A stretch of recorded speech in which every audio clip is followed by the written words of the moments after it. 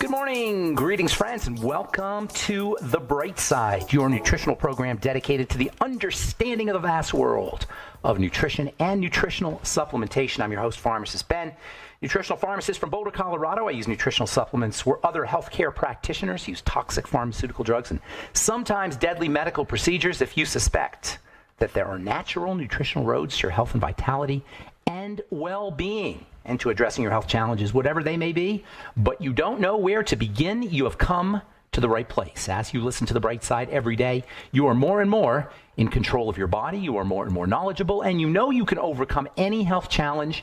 That is why we are here every day on The Bright Side, helping clear up the sometimes confusing world of nutrition and nutritional supplementation. Over the last 33 years of practicing pharmacy, I have seen drug-free recoveries from diabetes, hypertension, obesity, skin diseases like acne, psoriasis, eczema, rosacea, digestive ailments, autoimmune issues of all kinds, recoveries that by the standards of modern medicine can only be called a miracle, but what is in the world of the body, what is in the world of biology, standard operating procedure. Because the human biological system is a healing system, it's a regenerating system. It is designed divinely to heal and renew itself on a moment-to-moment basis, and while some folks may call that a miracle, it really is just the way the body works. If you have questions about health, nutrition, prescription drugs, if you want to wean yourself off your meds and get on a good nutritional supplement program, we are here for you. We want to be your go-to resource for all things health and nutrition. 844-236-6010 is our number, 844-236-6010. If you have questions about the longevity products, longevity business, health challenges you or a loved one may be dealing with, ingredients, formulations. If you have questions about our Truth Skin Health products, which are all available at truthtreatments.com, truthtreatments.com.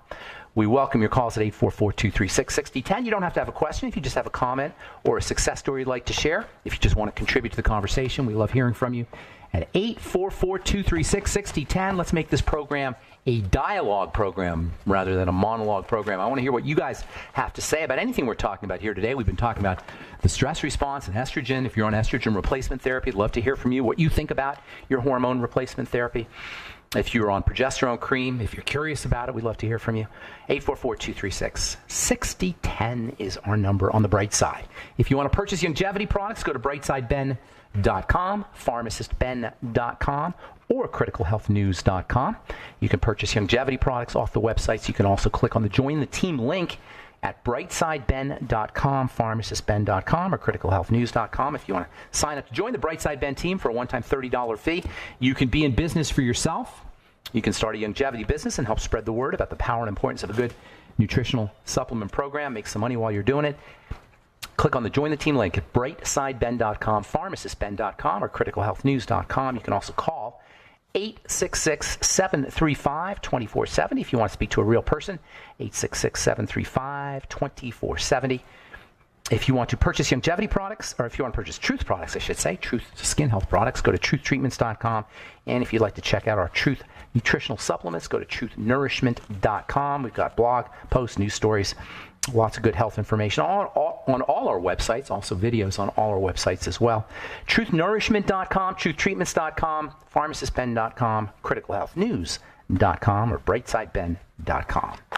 All right. Thanks for joining us once again on The Bright Side. We've been talking about the stress response for a while. We've been covering estrogen and its relationship to the stress response. And I was interested to see an article that showed up on my news feed today. Stress and blood vessel problems. It turns out that hypertension is related to stress. I've been saying this for years. Now we've got research evidence from JAMA Cardiology and research from Emory University School of Medicine. Researchers have uncovered an important risk pathway for cardiovascular disease by utilizing an off-cited fear, public speaking, to measure how stress changes the lining of blood vessels. They did measurements on patients, I suppose you'd say, on subjects who were public speaking or who were afraid of public speaking. You know, that's the number one fear, is public speaking. And the Emory University research team studied 569 people with known fear of public speaking, and they were asked to undergo a mental stress test. And long story short, the and results showed that there were specific types of blood vessel issues associated with the stress response. These were blood vessel issues that were linked to vasoconstriction, blood vessels closing, and vasodilation, blood vessels opening up. This, you don't need a research study to show this, though. Everybody knows that when they get scared, they get white as a ghost. When you're white as a ghost, that means the blood is being redirected to different parts of your body. And this is the important point. The stress response, one of the major signs of the stress response, is a redirection and a rerouting and a change in how blood flows through the body. And this involves closing and opening of blood vessels, and it also involves a thickening and thinning of the blood itself, which means that when you're under stress, your blood is going to have a different consistency, and when you're under stress, your blood is going to be routed differently. This is all controlled by how blood vessels are open and closed, and by the thickness and thinness of the blood. When we were growing up, when the body was evolving on the African savanna many hundreds of thousands of years ago, if you were bitten by a lion or a tiger, in order for the blood to not flow all over the African savanna and for you to bleed to death, what the body ended up developing was a system for clotting the blood. Blood clotting is a sign of the stress response. Blood clotting is a sign that the body is under duress.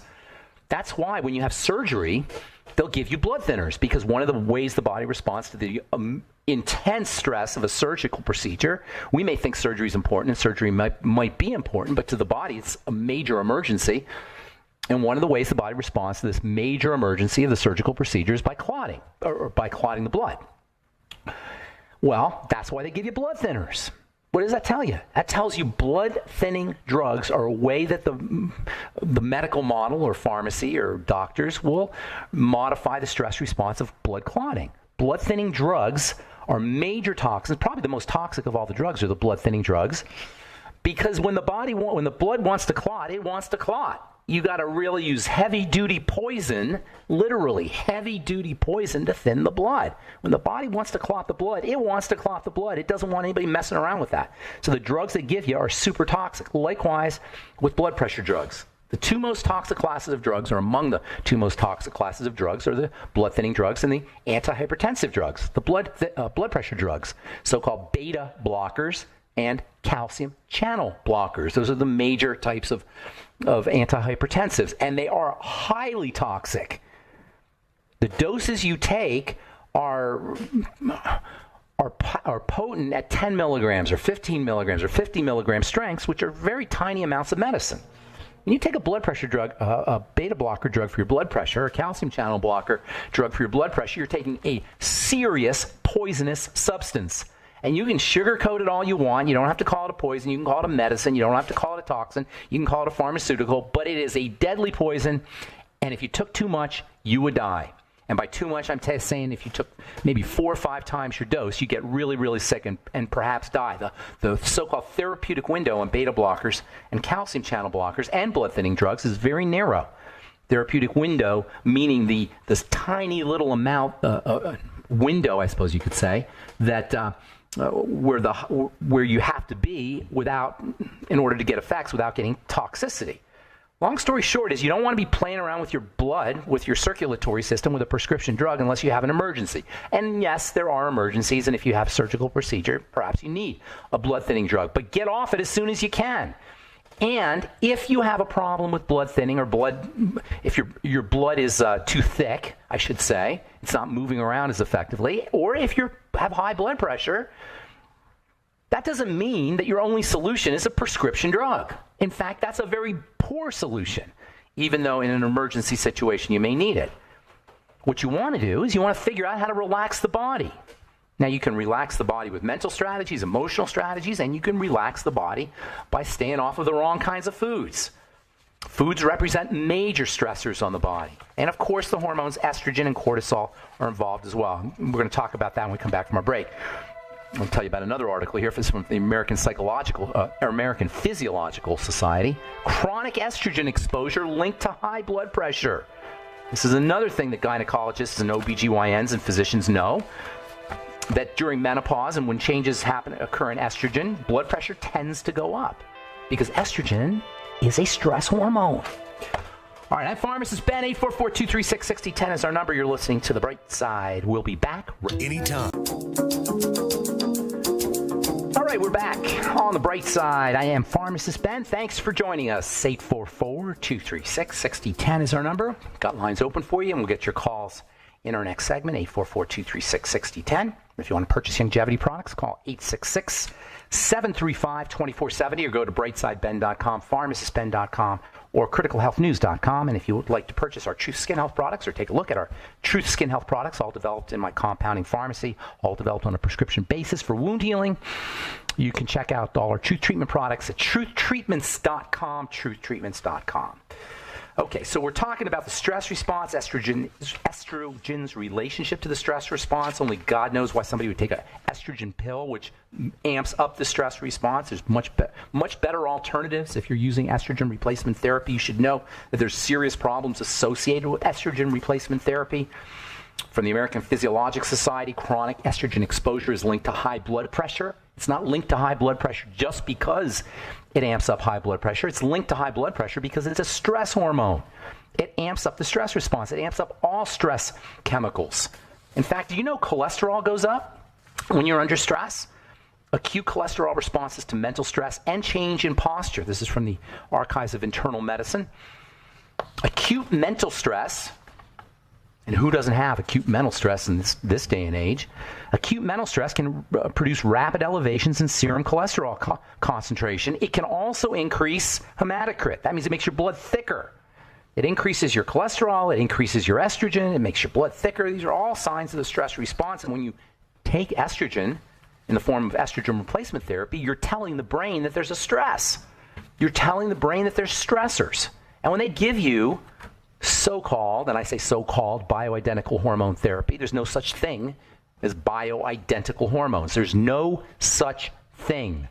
It's a made-up term by advertisers and marketers. There's no medical definition of bioidentical because you can't be bioidentical. Hormones are constantly fluctuating.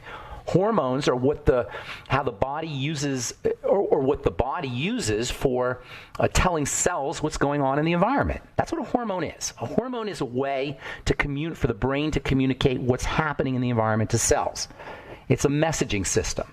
When you take estrogen, the message is being sent that there is some kind of stressor. There's some kind of duress going on, and so all stress chemistry goes up. That's why when you take estrogen, your blood pressure will go up. Estrogen and hypertension from the journal Current Hypertension Research. Estrogen, transdermal delivery of estrogen appears to have a blood pressure effect in postmenopausal women. More than 100 million Americans have high blood pressure, according to the American Heart Association. That's 1 out of 2 of us. Do you think that the stress response is playing a role? Here's another way you can tell that the stress response is active in your body. If you have oily skin, if you have big pores, if you have thinning skin. Oily skin, by the way, I get a lot of letters about people who have oily skin that want to get rid of their skin shine or skin oil. If you have oily skin, rest assured you're dealing with some kind of manifestation of the stress response.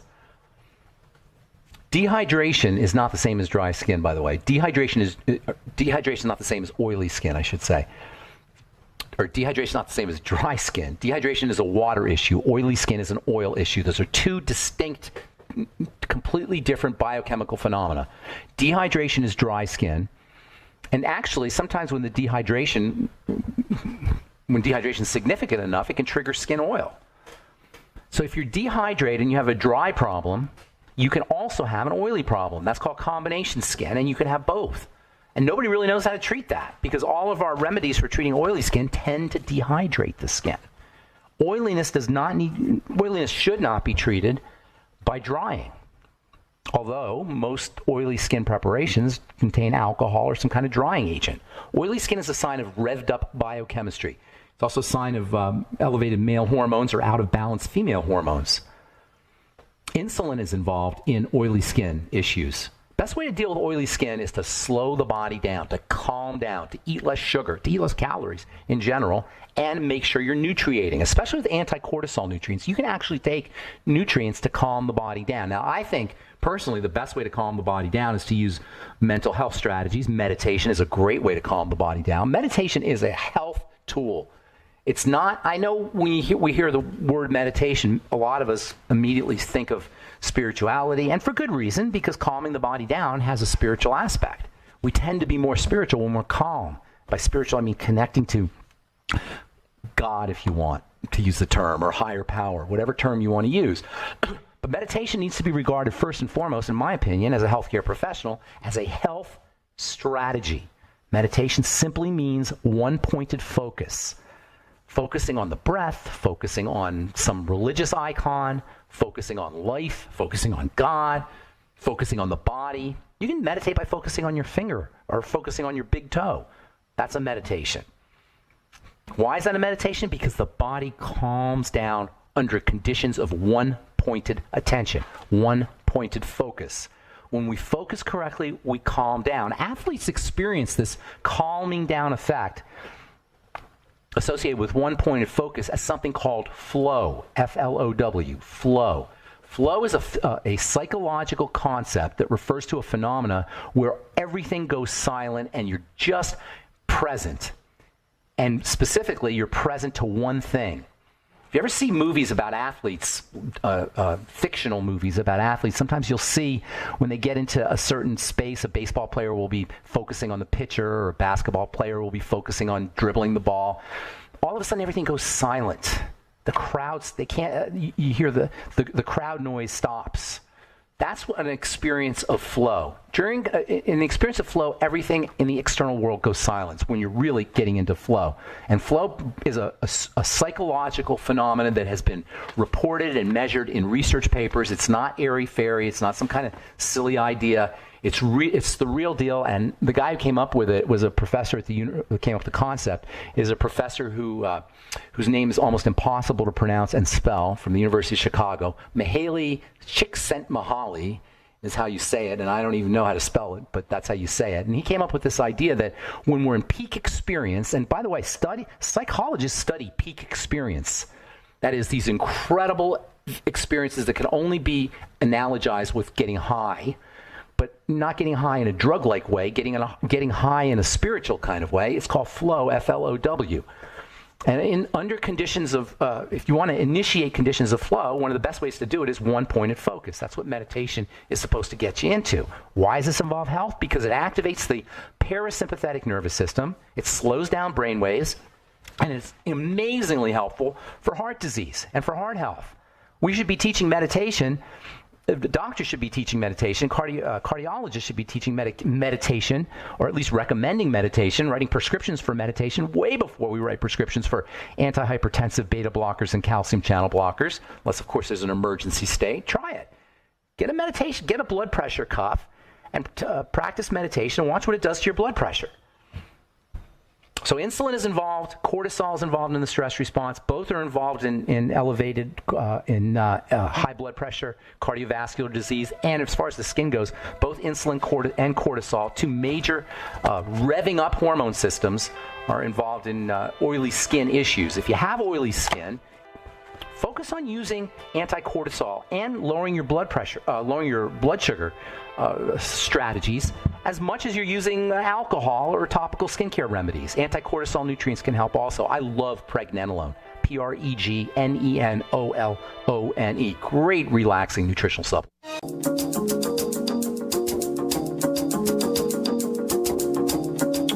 Okay, we're back on the bright side. I am Pharmacist Ben. 844-236-6010 is our number. Got lots of folks who want to talk to us today. So I think, see if there's anything I want to tell you. I think we'll get to the phones. We'll take our phone calls. Let's see here.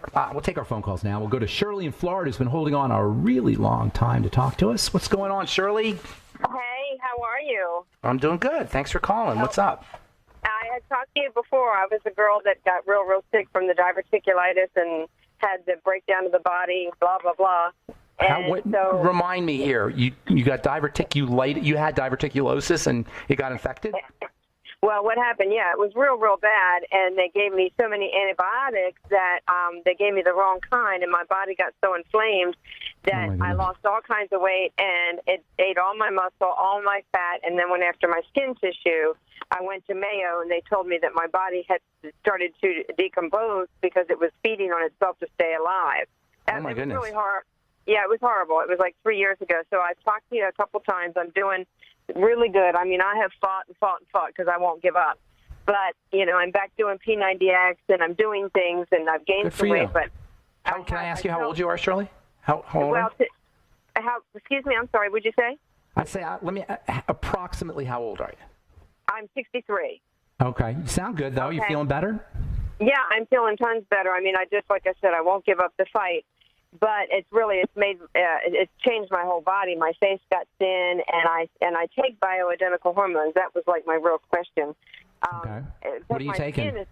Right now I'm taking a Vivel patch, and I'm taking progesterone that I get at a compounding pharmacy. I know, I say bioidentical. I really don't know what I'm talking about. I just take this, and I take Armour Thyroid. I take 45 milligrams. And my skin has gotten very thin, and it's gotten some red. I used to have, perfect skin, and for my age, I looked, really good, and I'm determined to get back. But I just want to know, what I did this morning is I went to talk to a doctor that I did some research on about hormones, and he does pellets. And I just really wanted to go and get some information and get some really good blood work so I know exactly where I am. A pellet is just a slow release form of a hormone. Is it estradiol, like the Vivel? It's estradiol. Plus, I wanted to tell you too. I'm taking DIM because I did some research on that too, because you don't want estrol to overtake, which is there's no way to control all that. And DIM is I know quite a bit about DIM. DIM was developed by a Boulder, Colorado physician who I knew, and I was actually one of the first guys to work with it back in the early 90s or the mid 90s. So I know quite a bit about DIM. It's much ado about nothing. Same with I3C. Oh, is it? Okay. Yeah, there's another one called I3C, which is more broad, has broader effects than DIM. DIM is a little bit more specific. But if you're producing a lot of if you're taking DIM in order to control estrogen, because you're producing lots of estrogen, I imagine, or excess estrogen, why would you take DIM and Vivel? Well, you know what? I decided to take the DIM because I exercise and I eat right, and my boobs started to get bigger, and I started getting fat underneath my arms, and I thought that isn't right because I haven't changed anything in my diet or my exercise. So that's estrogen. Do you know essential fatty acids, EFAs, act like estrogen? Cod liver. Oh, okay. No, that's not an EFA. Cod liver oil is not an EFA. Everybody out there should know this. Fish oil is not an EFA. Fish oil is an omega-3, but it's not an EFA. That's a very confusing distinction. The E in EFA stands for essential. So essential fatty acids are omega-6, are types of omega-6s and types of omega-3. Omega-6 and omega-3 is a generic term that refers to the chemical structure of the molecule. It has nothing to do with EFA. They're used synonymously, but they're not, and it's kind of confusing. So what you want to do is you want to make sure you're taking EFAs, and you could probably take the fish oil. The cod liver oil is not necessarily a bad idea, but you're still missing the essential part of the omega-3, which is found in seeds. Flax seeds, chia seeds, hemp seeds, and by seeds I mean seed oils. So a little bit of fish, a little bit of flax oil or chia seed oil or hemp seed oil. I'm not sure if there's chia seed oil, but chia seeds and hemp seed oil in addition to your cod liver oil is probably a good idea. Also, don't forget about omega-6s. So get on the ultimate EFAs in addition to your fish oil. And then you're very smart to be on the progesterone. You always want to be taking progesterone with your estrogen. Now, with the Vivel, and I imagine with the pellets also, you're probably getting just the estradiol. There are many estrogens. Go ahead. There are many estrogens in the body. There's three major ones. There's lots of estrogens in the body, but there's three major ones. They call them E1, E2, and E3, or you may know them as estrone, estradiol, and estriol. And if you really want to be bioidentical, you would do triest. which is all three of the main ones. But even then, it's not really bioidentical. So I don't like the word bioidentical. It's misleading. Right. Even if you're just getting estradiol, which is the it's bioidentical in the sense that it's the same molecule. It's still not bioidentical in essence because you're just getting one of many different estrogens. So go by how you feel. Just know that estrogens with and without progesterone can be associated to myocardial infarctions and strokes and breast cancer and pulmonary embolism. In fact, might want to do a little research on the Women's Health Initiative study, the WHI study, and they found all kinds of problems associated with estrogen. And these were drug estrogens, not necessarily the bioidentical form, but still. Estrogen is a risk factor for cancer. It's a stress hormone. It's just yucky stuff. See if you can get away with just progesterone. What do you think then about women that have had hysterectomies and go through things? Is hormone replacement a good idea? Idea? It's a tough call because, when you have a hysterectomy, now you've taken out a major part of your body. So, right. If you have a hysterectomy, you're losing a major source of your estrogen. You're still making estrogen. You make estrogen in your adrenal glands. You make estrogen in body fat and fat cells. Make estrogen. So you're still making estrogen, but you've lost a major source of it. So it's a tough call. If you feel better when you're taking the estrogen, then probably take it. Personally, if I was a woman, I would try to get away without estrogen, without taking drug estrogen, bioidentical or not, and try to get away with just progesterone and essential fatty acids, and then also a general nutritional supplement program and good health. And by general nutritional supplement program, I mean featuring fatty vitamins, like vitamin E especially, and vitamin A, also probably vitamin D and vitamin K, and then minerals. Zinc is very important for the female hormone system, for all hormones really. And then selenium plays a very important role. And then the minerals boron and magnesium also are very important for the female reproductive system, for female reproductive hormones, that is. Go ahead, I'm sorry. I was just going to say, I take all of that because I listen to you. But Good. Let me ask you one more thing. Two things. As far as my skin on my face that has gotten so thin, is there any way to get that back up? Because I work on it. And also, what do you think about testosterone? Because I worry about that with DHT and losing the hair. Same deal. I mean, you're playing with fire when you start taking hormones. I personally would go the nutritional route. Testosterone can actually cause hair loss, so you got to be careful. And that's the problem. Sometimes when you take a certain amount of hormones, you get beneficial effects, but you take extra and you don't have you have negative effects. Or sometimes you take the wrong form of the hormone, or sometimes you don't take the hormones in balance. It's just such a confusing mess. It's hard to know what to do, and that's why nobody really understands how to dose. Even doctors don't understand how to dose hormones, and they'll have to adjust things back and forth. Have you checked?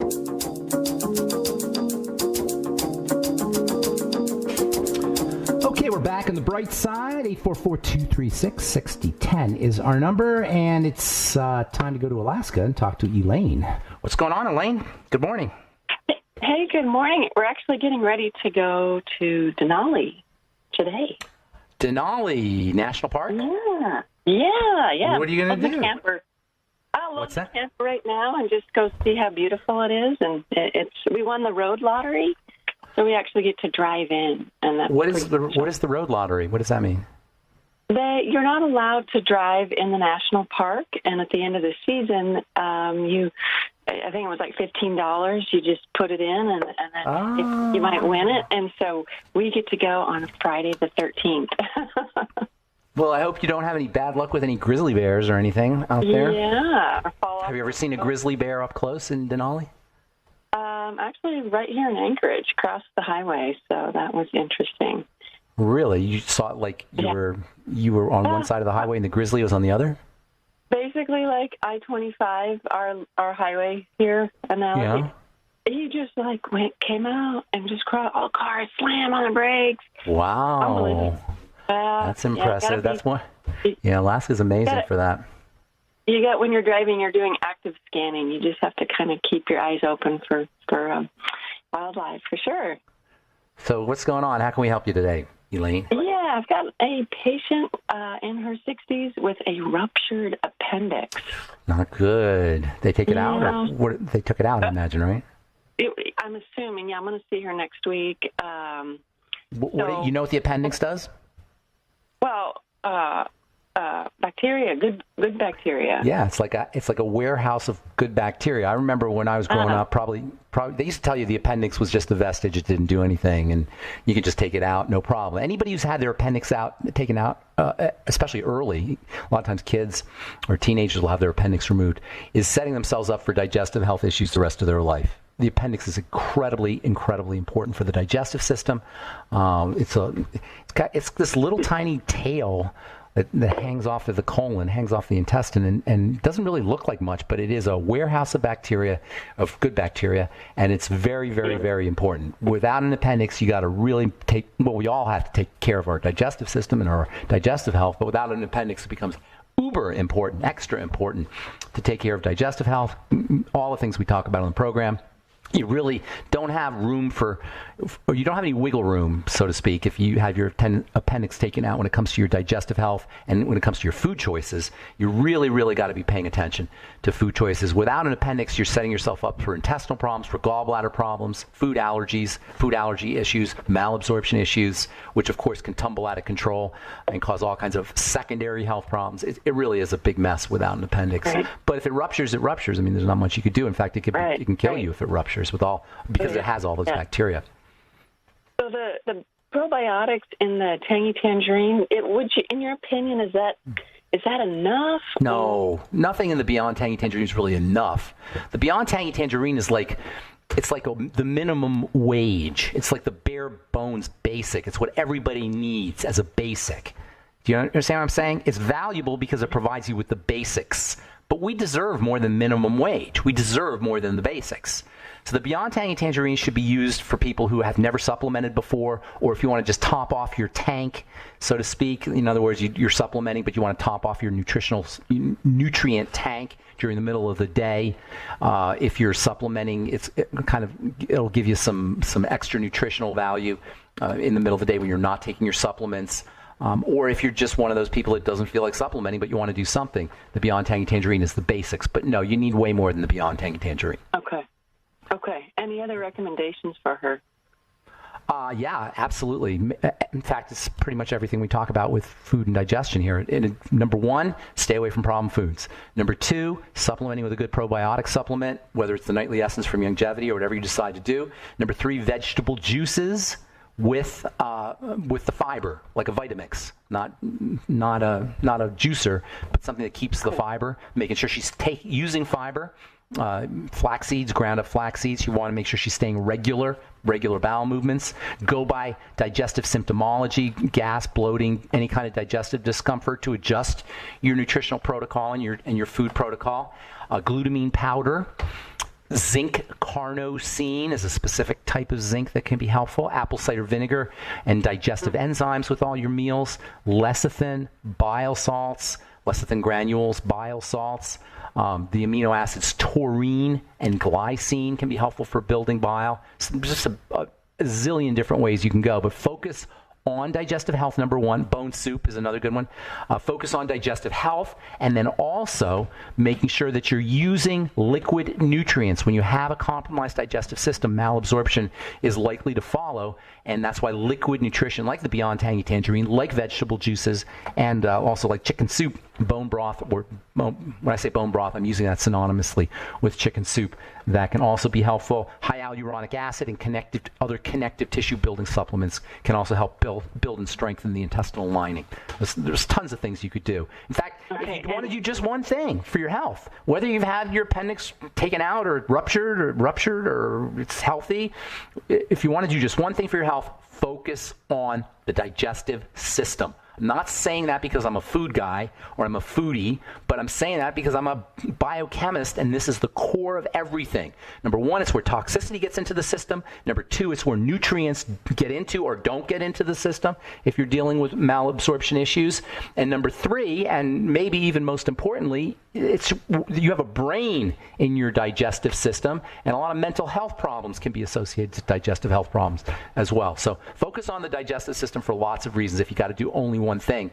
And it should be the first thing you focus on if you're doing lots of things for your health. Focusing on the digestive system should be the first thing you do. All right? And V8 is not... No, V8 doesn't count. Okay. V8 definitely doesn't count. Okie All dokie. right, you're amazing. Thank you. Thank you. Thank you. Take care. Good to talk to you, and have a fun time in Denali National Park. I'm jealous. All right, you take it's care. beautiful up there. Bye. All right, Shauna, what's going on? You get the last word today on the bright side. What's up? Hey, my mom has macular degeneration in that eye, however you say it. And she's on a trial, a new thing where they give a shot in the eye every 6 weeks for 6 weeks.